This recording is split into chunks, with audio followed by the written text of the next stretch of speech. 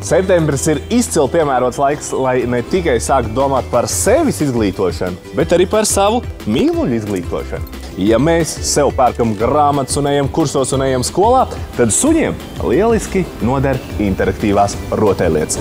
Tās ne tikai viņiem ļauj izkustēties un pavadīt interesantu laiku, bet arī attīst viņu domāšanu. Un tas ir kaut kas tāds, par ko mēs bieži vien piemirstam. Lielākoties viss ir domāts tam, lai sunim būtu ar ko nodarboties laikā, kad, piemēram, mums nav mājās.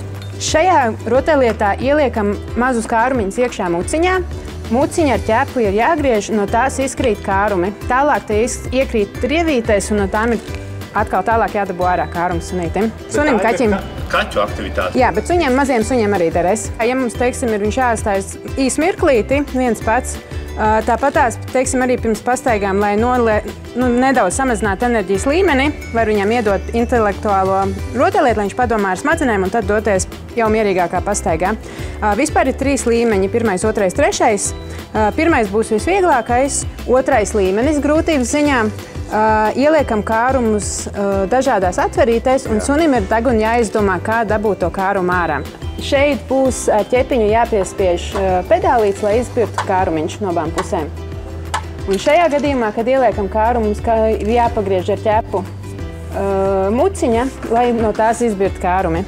3. līmenī mums ir iespējas izņemt visus šos konusiņus ārā. Mēs saliekam kārumus visos iespējamos caurumos, vairāk vai mazāk atkarībā no tā, cik ātri mēs vēlamies, lai suns atrod tās lietas.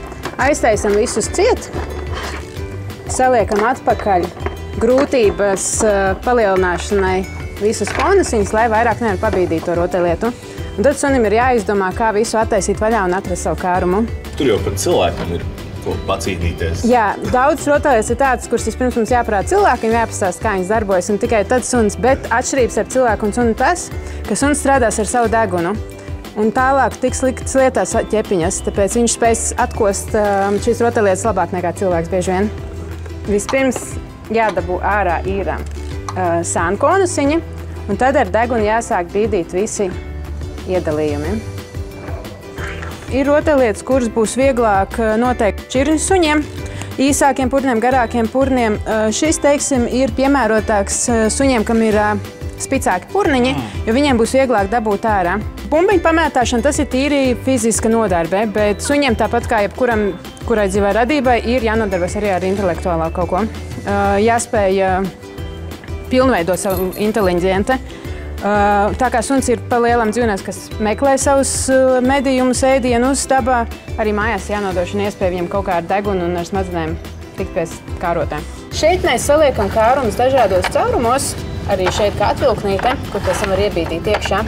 Un dzīvniekam ir jāspēj kustināt, vilkt atvilknītes, dabūt ārā bumbiņas, visu ar degunu vai ķepu pagrūst. Un arī šos nodalījumus pagrūstīt, lai tiktu pie kārotām garduma. Šīs jau ir tāds dzīvnieku šahs. Jā, tas jau arī skaitītos tuvāk 3. līmenim dzīvniekam, kas spēj vispār pabīdīt lietiņas izvilkt. Dinozo, tava teritorija.